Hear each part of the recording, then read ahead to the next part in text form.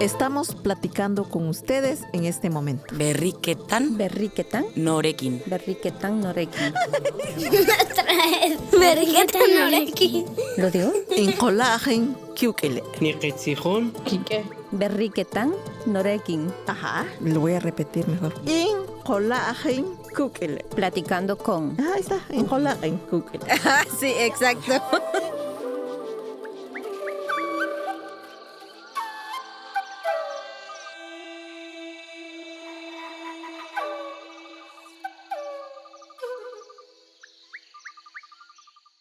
Kaixo, ongi etorri berriro ere Entre Amigos Laguna Arteanetik egiten ari garen Platicando con bideopodcast berri honetara. Oraingo honetan gurekin alde batetik Robi daukagu, Guatemalatik datorrena, eta beste aldetik Claudia, Euskal Herritik. Ongi etorri bioi, eta eskerrik asko hemen egoteagatik. Bienvenidos, bienvenidas, Robi, Claudia. Y la idea de hoy en este video podcast es poder hablar con vosotras un poco de, desde vuestros trabajos, vuestras experiencias personales, de todo ese trabajo que realizáis tanto en Guatemala como en Euskal Herria, ¿no? Entonces, antes de empezar, ¿quiénes sois? ¿Claudia? Buah, qué pregunta tan difícil. Toda la filosofía de la humanidad va a responder eso, pero bueno, vamos a intentar responder qué hacemos. Bueno, yo me llamo Claudia, soy activista, feminista y por los derechos LGTBIQ+, también soy un bollerón de 10 y básicamente pues he trabajado de distintos temas relacionados con temas de derechos trans, con temas culturales y sobre todo mi trabajo de actividad me dedico sobre todo a lo que vendría a ser el Observatorio contra la LGTBI plus fobia de Álava, Ikusgune. Que recas con un montón de cosas. ¿Y Robi? Bueno, hola, yo soy Robi, soy una persona transmasculina de Guatemala y pues me encuentro acá de visita en el querido País Vasco, llamado Bilbao. Y pues en pocas palabras diría que me defino como una persona defensora de derechos humanos y que creo pues firmemente en que el poder exteriorizar y hablar sobre nuestras vivencias y lamentablemente también las violencias hace que tengamos una conexión que nos permite resistir y también existir de formas diferentes. Entonces que estoy muy contento de estar compartiendo este espacio. Gracias. Sí. Qué bonito poder encontrarnos hoy para hablar de esas luchas y resistencias, ¿no? Pues con lo que habéis dicho, ¿no? Cada uno venís de un contexto muy diferente. Claudia, tú de Gasteiz, del País Vasco, Robi, tú de Guatemala, de la ciudad de Guatemala. Para contextualizar un poco cómo se encuentra ahora mismo la situación del colectivo LGTBIQ+ en cada territorio y a qué situaciones os enfrentáis o qué violencias y luchas y resistencias tenéis.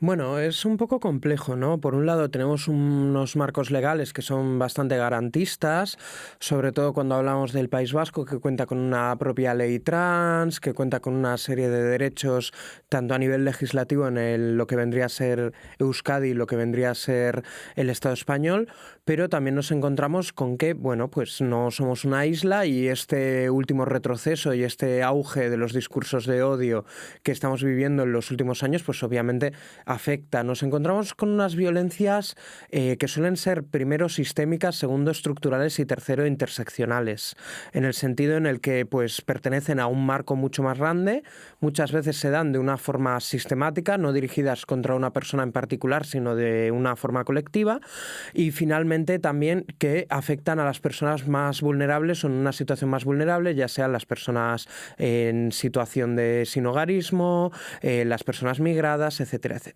¿Y en Guatemala es parecido, diferente? Pues partimos desde que nosotros no tenemos como leyes que puedan garantizar ni siquiera nuestros derechos primarios y particularmente este año ha sido una situación bastante complicada principalmente para toda la comunidad LGBTIQ+, pero en especial para las personas trans porque los discursos desde la toma de gobierno de un señor por allá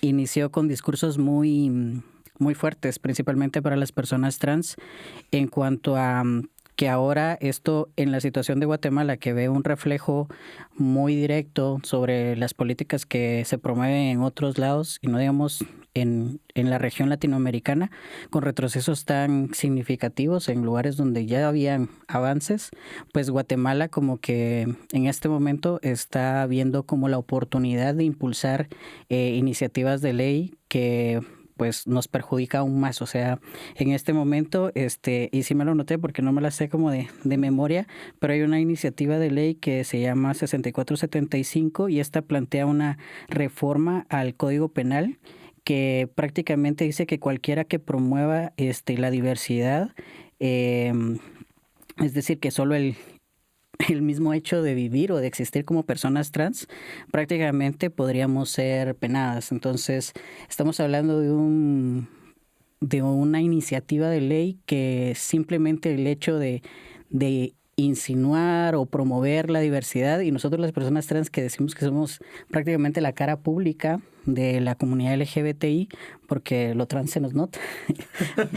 Entonces, es como ser siempre la parte frontal de todos los movimientos y estos discursos de odio que están bastante fuertes, y como tienen ese respaldo de gobiernos, ahorita al menos nosotros tenemos como este elemento que nos pone en una situación de que ya no estamos solamente defendiendo nuestros derechos, sino ahora nos tenemos que preocupar de subsistir y de que estas leyes inconstitucionales o incluso en contra de los derechos se den. Entonces, no es solo la lucha ahorita por nuestros derechos, sino es que todos estos retrocesos nos están aquí susurrando al oído prácticamente. Entonces, sí creo que vienen años muy fuertes para la resistencia de la comunidad en general, pero principalmente para las poblaciones trans. Sí, a mí me gustaría añadir, Robbie, que yo creo que has hecho una radiografía maravillosa. Nos encontramos con que el objetivo, uno de los principales focos de la reacción patriarcal, se enfoca especialmente en las personas trans. Es verdad que todo dentro de una cis heteronorma, todo dentro de una norma sexogénero patriarcal. Es también en verdad que dentro de la transfobia podemos ver mucha homofobia y mucha misoginia reciclada muchas veces, pero de alguna manera hay una alianza entre la transfobia y el capital, en el cual, por un lado, se va en contra de los derechos trans para ir de alguna manera apuntalando esa agenda conservadora, reaccionaria, en contra de los derechos LGBT, en contra de los derechos de las mujeres, en contra de los derechos de todas las personas, en contra de la propia vida, que acompaña al régimen capitalista. Y luego, por otro lado, desde los grupos de odios transfobos, de alguna manera se lanzan unas acusaciones hacia las personas trans que cuando empezamos a tirar del hilo y a tirar de la manta de estos grupos, descubrimos que cada acusación que realizan es una confesión encubierta, ¿no? Entonces, a mí me parece muy interesante eso que planteabas, en el sentido en el que nos encontramos en un momento de refuerzo del sistema sexogénero, de refuerzo patriarcal, que viene encabezado especialmente por gobiernos como el de Estados Unidos, algunos gobiernos latinoamericanos, como puede ser el de Argentina, el de Bukele, ¿no? O, por ejemplo, en Inglaterra mismamente tenemos la mayor ola transfoba que ha habido en toda la historia europea, de hecho. Claro, y con todo esto, una de las cosas que, con todo lo que se comparte, siendo cada uno una realidad de un territorio, los dos habéis ido por el tema de los discursos, ¿no? De esos discursos políticos, sociales, que impregnan luego todo lo demás, ¿no? Desde el sistema heteropatriarcal en el que vivimos, pero también esos discursos como van impregnando en todos los aspectos de la vida política, económica, cultural. Entonces, claro, imagino que con todas estas luchas y reivindicaciones que tenéis ahora, que el trabajo que realizáis también tiene esa parte personal y política, ¿no? Entonces, de todo este contexto que habéis puesto, ¿cómo es o cómo hacéis para trabajar un poco contra marea, digamos, de toda esa ola transfoba que está viniendo por los diferentes países y que afecta de manera directa o más directa a vosotros en este caso, ¿no? Pues, mira, la verdad es que yo creo que en el caso de Guatemala, donde no voy a decir que la hemos tenido fácil en algún punto de la vida. Es cierto que ahorita se está viendo bastante complicada, pero puntualmente la iniciativa de ley que les comentaba, sí es una que impulsaron a finales del año pasado, pero también venía acompañada de otras leyes que hay una que me da risa, pero no de gracia, que se llama, que es una ley para la conservación integral de la sociedad y que esta busca fortalecer la familia tradicional como base fundamental de la sociedad. En el pasado ya habían intentado lanzar una ley de la conservación de la familia tradicional y hubieron muchos movimientos que acuerparon, porque si bien iba con el título de ideología de género, estamos hablando de una realidad que en Guatemala no es sostenible, y no me atrevo a decir por otros países, pero esta familia de papá, mamá, nene, nena, o sea, eso no se cumple. O sea, estamos hablando de que en esta descripción de familia tradicional prácticamente estábamos dejando fuera realidades que en Guatemala son, hasta ya podríamos decir, para malas, muy tradicionales, que los abuelos cuidan a sus nietos, que viven en una familia con los hermanos, con tíos, con tías. Las familias no son mamá, papá, nene, nena, como nos lo están vendiendo, y entonces sostener eso ante un grupo de la sociedad que es consciente que no es sostenible, no es la familia que tenemos. Sí hubieron muchas personas que se levantaron y entonces prácticamente, digamos, se engavetó. Pero ahora que tenemos estos discursos de odio en gobiernos muy cerca de nosotros, estamos hablando vecinitos de El Salvador, es como que lanzan como el refresh de estas que en el pasado nos han enviado, y es como que no nos hemos terminado de levantar y ya viene una nueva. Entonces, creo que la resiliencia que tiene principalmente el colectivo LGBT en el contexto de Guatemala, y hablando del movimiento trans principalmente del que provengo, no la hemos tenido tan fácil. Entonces, la lucha ha sido tan constante que ahora lo miramos como más preocupante y nos estamos preparando para los próximos años. El otro año entramos nosotros en una categoría de un año preelectoral, y no te niego que al menos yo personalmente puedo decirte que tengo mucho miedo de saber quién va a quedar, porque se supone que ahorita tenemos una persona de izquierda, pero no le dejan hacer nada, que prácticamente el discurso va a ser, vieron que tuvieron una persona aliada que les iba a ayudar y no ha hecho nada, entonces ahora vamos con toda la derecha, que es como que en el contexto territorial, como que esta está haciendo como la moda, voy a decir. Entonces, creo que no es algo nuevo para nosotros en esto. El retroceso nos preocupa mucho y creo que las estrategias son ahora, y justamente espacios como intercambiar conocimientos, realidades y cómo podemos reforzarnos, porque lo hablábamos con Alex, el coordinador, y era países que ya han tenido avances, ahorita se están viendo en retroceso, y es porque, ¿será que bajaron la guardia? Pensamos que ya habíamos logrado esto y nos quedamos ahí, y ahora de un golpe para atrás. Entonces, nosotros que no lo hemos conseguido tenemos doble tarea: intentar conseguirlo y saber que no solo es conseguirlo, sino que es seguir luchando para mantenerlo. Entonces, yo creo que yo te diría eso desde Guatemala, y pues yo sé que acá puede ser como el contexto muy parecido como Argentina, que va para una visión trasera, pero ahí tú... Sí, yo estoy de acuerdo contigo. A mí me gustaría mencionar dos cosas. La primera, que no es casualidad, ¿no? Esa fijación que hay por la familia, esa fijación incluso con las infancias, ¿no? Que muchas veces se dice, no, claro, esta ley es para proteger a las infancias, y dices, ya, pero ¿a quién ataca? ¿A quién, como... No, se critica, se tiene también bajo fuego las infancias trans, y es como, ¿y las infancias heterosexuales qué? Las infancias heterosexuales no son problemáticas.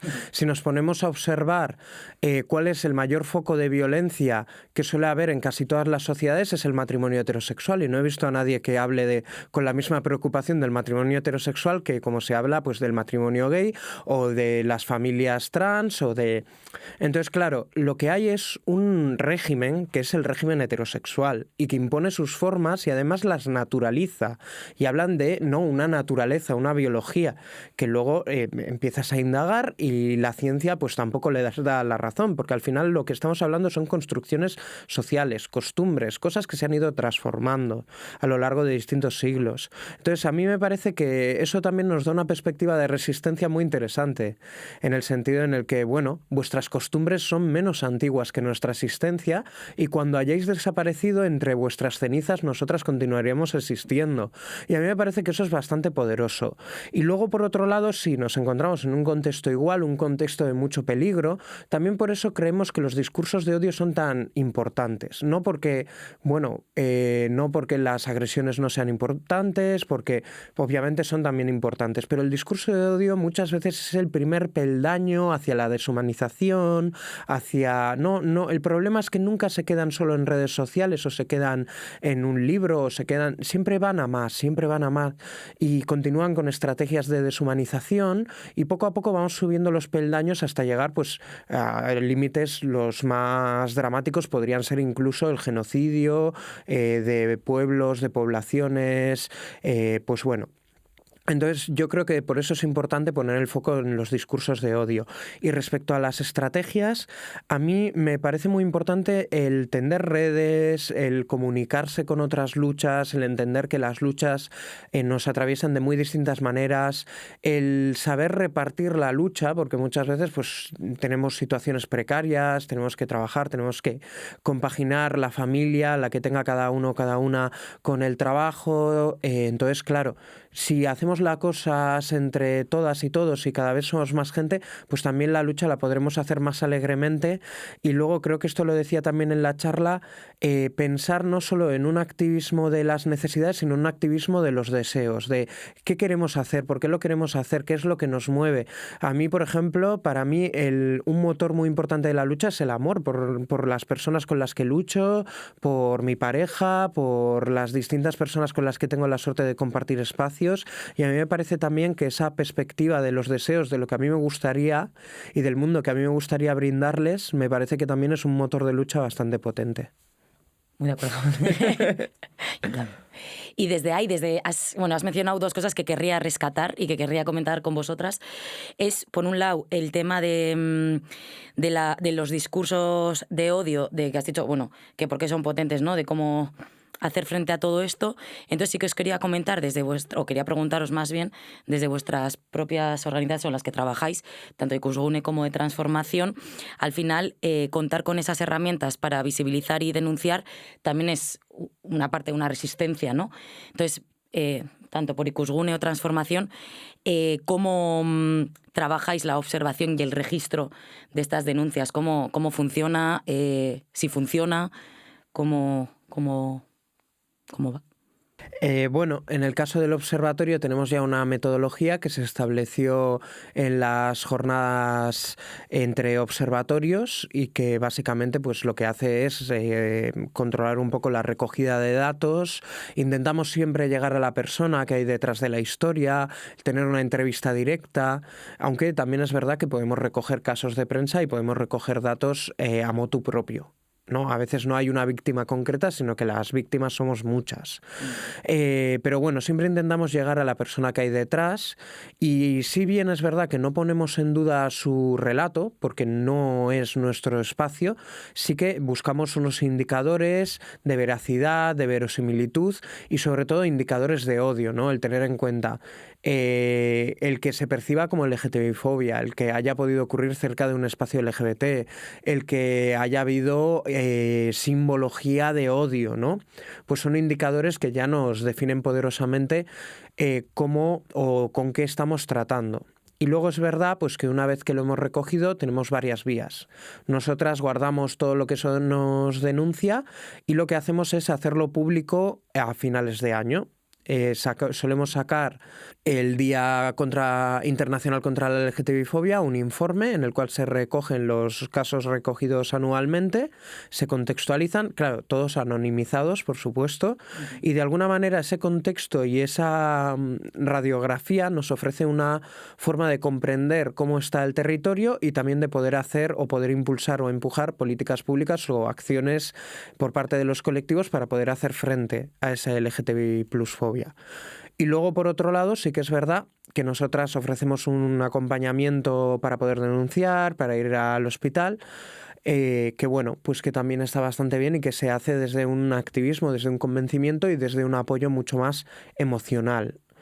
En ese sentido, a nosotros nos parece que el poder recoger esos datos, poder contar con ellos, nos ofrece una buena radiografía y nos ofrece la posibilidad de generar herramientas de transformación.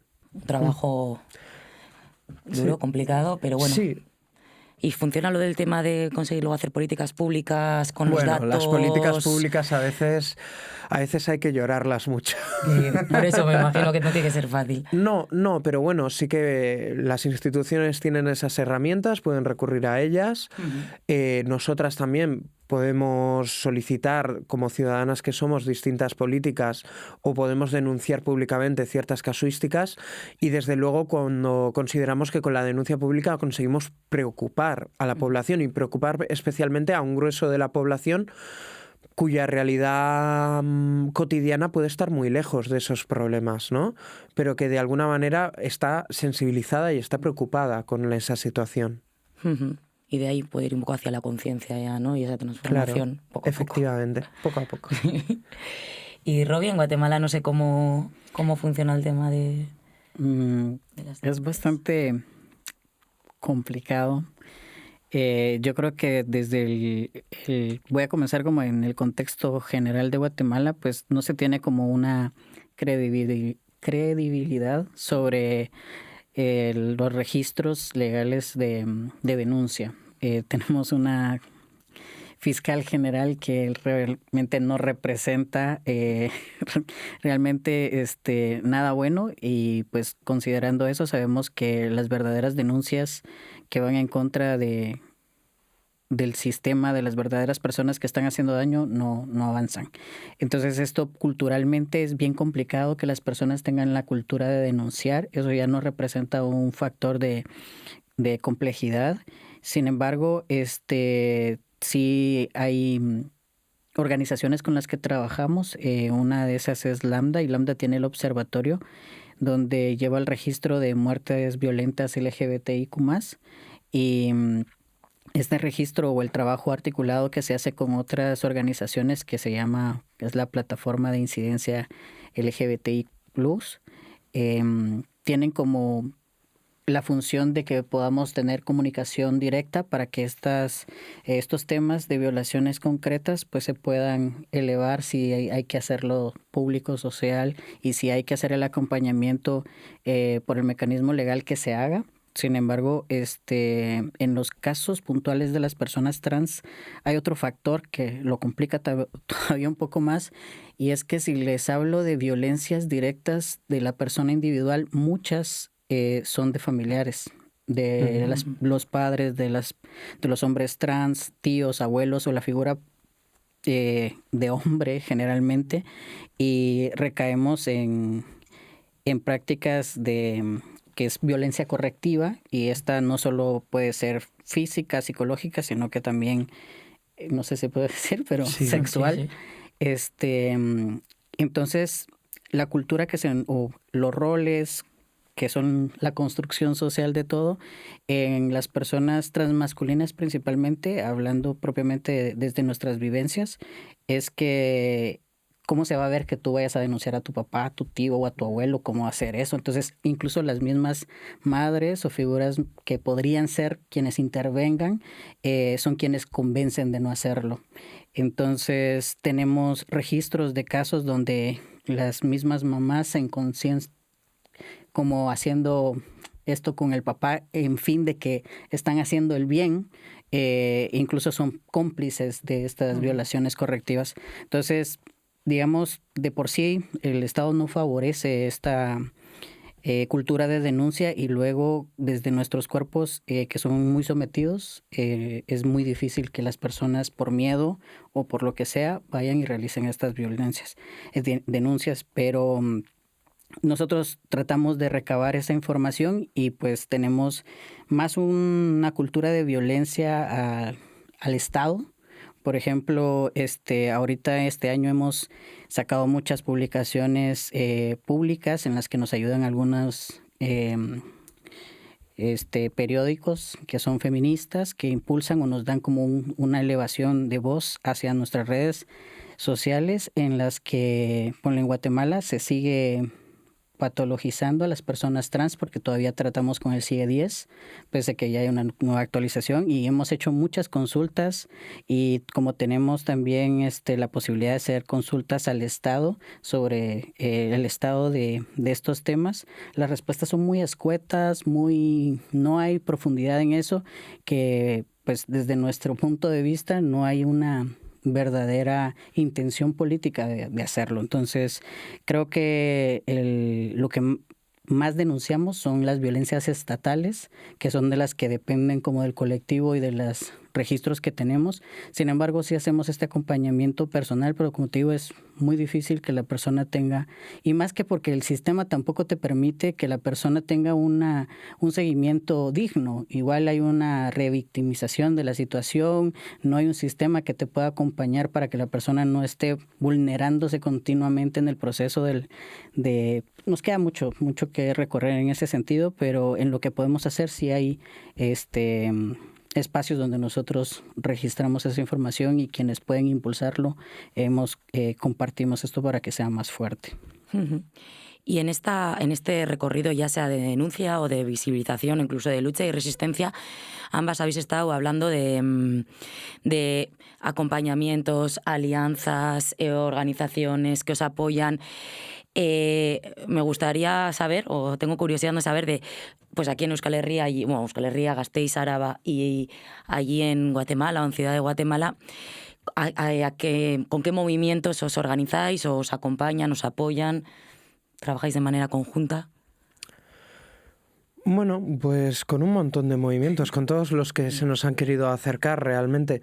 Sí que es verdad que Ikusgune es un proyecto de la asociación Lumagorri, que es una asociación contra el cis-heterosexismo y la cis-heteronorma, y que Lumagorri actualmente es un colectivo que forma parte del movimiento feminista de Gasteiz.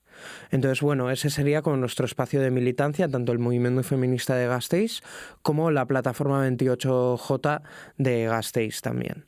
Entonces, esos serían los dos colectivos mayoritarios, y luego, pues bueno, pues hemos tejido alianzas con todo tipo de colectivos, con sindicatos, con partidos políticos, con asociaciones que igual en un principio no tendrían, o aparentemente no tendrían por qué tener nada que ver con nosotros, nosotras y nosotres, pero que finalmente, por aquello de la interseccionalidad, pues resulta que sí que encontramos siempre ese punto de unión, ¿no? Entonces, bueno, pues sí, con todo tipo de colectivos, pero yo diría que los dos espacios de militancia principales serían esos dos.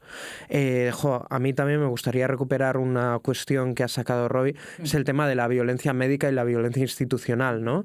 En ese refuerzo del género, como parece por un lado que se genera una narrativa transfoba en redes sociales en las cuales resulta que es una cosa facilísima y que hace todo el mundo, eso de empezar una transición médica, y luego resulta que cuando te vas a la vida real es una de las cosas más complicadas, más desgastantes, más violentas, médica, psicológica y emocionalmente, a lo que se puede enfrentar una persona. Y no estoy hablando precisamente de la situación de Guatemala, estoy hablando de la situación de Euskadi, sin ir más lejos. En Euskadi tenemos listas de espera para operaciones de 5 años y medio, y nos tenemos que considerar afortunadas porque estas cuestiones estén cubiertas por la sanidad pública, porque hay países y pueblos que ni siquiera tienen eso.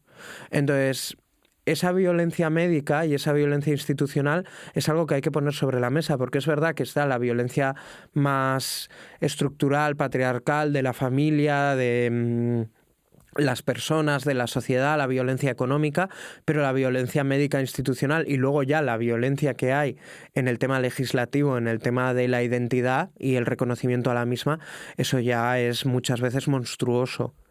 Entonces, bueno, el considerar, ¿no?, cómo esta violencia dirigida contra las personas trans sirve únicamente para el endurecimiento de ese régimen heterosexual al que las personas, pues que nos salimos de ese binarismo y de ese, bueno, sí, de ese patriarcado, pues le venimos bastante mal.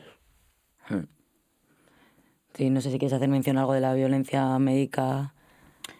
Pues nosotros como colectivo Transformación iniciamos solo con hombres trans porque es desde sus fundadores, pero a raíz de la violencia que no solo recibimos directamente, sino también las personas que nos apoyan o nos aman, se han incluido las disidencias femeninas y posteriormente surgió de las atenciones médicas justamente que había muchas personas trans que realmente no tenían conocimiento que eran personas intersex.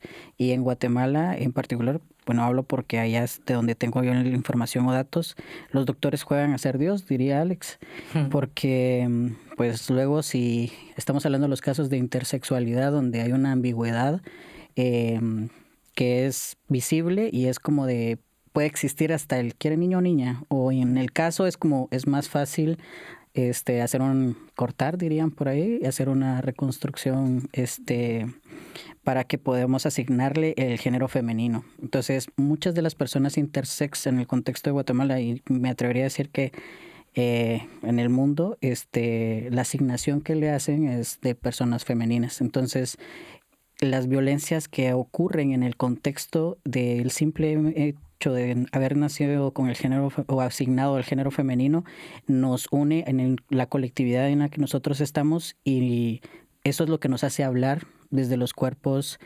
transmasculinos, de las disidencias femeninas y las personas intersex. Entonces, hay un trabajo que todavía prácticamente estamos destapándolo, pero creemos que no hay que dejar de mencionarlo, de hablarlo y cada vez hay que posicionarlo más porque creo que hemos estado mucho tiempo en silencio y es hora de también hablar de lo que incomoda, de lo que no se habla. Entonces, creo que eso también es de rescatar, que es una violencia también el que nos tengan silenciados o que de eso no se quiera hablar. Sí, totalmente. Bueno, yo seguiría aquí hablando horas y horas porque me está pareciendo todo, vamos, o sea, puede haber muchos más temas de los que hablar, que bueno, de aquí puede salir igual otro segundo bote, otra vez, pero para ir terminando voy a recuperar una de las frases que has dicho que me ha gustado como para terminar, ¿no? Desde ese activismo del deseo, ¿cuáles son esos retos, esas luchas que tenéis? ¿O cuál es el mensaje que a nivel personal, desde las instituciones, o sea, desde las instituciones en las que trabajáis o colectivos, qué es lo que queréis decir de ese activismo del deseo? Que me ha encantado esa palabra. Mira, pues el activismo del deseo es no solo dar atención a las necesidades, sino también atrevernos a imaginar cómo queremos que sea el mundo del mañana, atrevernos a levantarnos y a construir poco a poco cada día ese mundo con pequeñas acciones, pero también haciendo proyectos que nos ilusionen, que nos apetezcan hacer y que nos hagan felices, porque la felicidad y la alegría disidente es verdaderamente revolucionaria.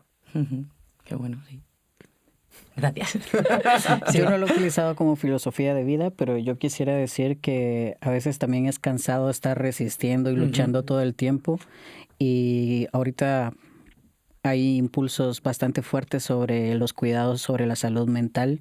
Y yo creo que lo que decías como que va muy amarrado a eso. O sea, no podemos estar todo el tiempo porque nos quemamos. Entonces, un activismo desde el deseo, desde como yo lo entiendo, creo que es también en entender que soy una persona, un ser humano y también necesito amor, necesito amigos, necesito espacios y no necesariamente todo en torno a resistir, a luchar y defender, que igual nos toca porque si no, ¿quién? Pero también tener esos espacios donde yo también puedo ser hermano, puedo ser amigo, puedo ser estudiante, puedo ser otras cosas y que pueda llevarlas bien, como que en todas las áreas de la vida, pero pues siempre voy a ser trans. Y digo, ¿qué? ¿Dónde está? Nací trans, diría Alex. Entonces voy a morir siendo trans. Entonces también es parte de, pero me gusta también te lo voy a copiar. Sí, que eso nos lo hemos quedado, yo también me lo he apuntado aquí, esto queda aquí apuntado. Pues Milla Esker, muchísimas gracias por haber expuesto, ¿no? Todo esto, haber contado desde lo personal, desde lo laboral, desde lo político. Para mí ha sido un placer esta sinergia aquí creada, así que espero volver a encontrarnos. Sí, por favor. Sí, y Milla Esker, eta ikusentzuleok, hurrengora arte. Eskerrik asko. Muchas gracias por escucharnos un capítulo más de nuestro podcast Platicando con. Os recordamos que lo tenéis disponible en nuestras redes y en Spotify. Mila esker Platicando con podcasteko saio hau jarraitzagatik eta ez ahaztu gure sareetan eta Spotify kanalean entzuten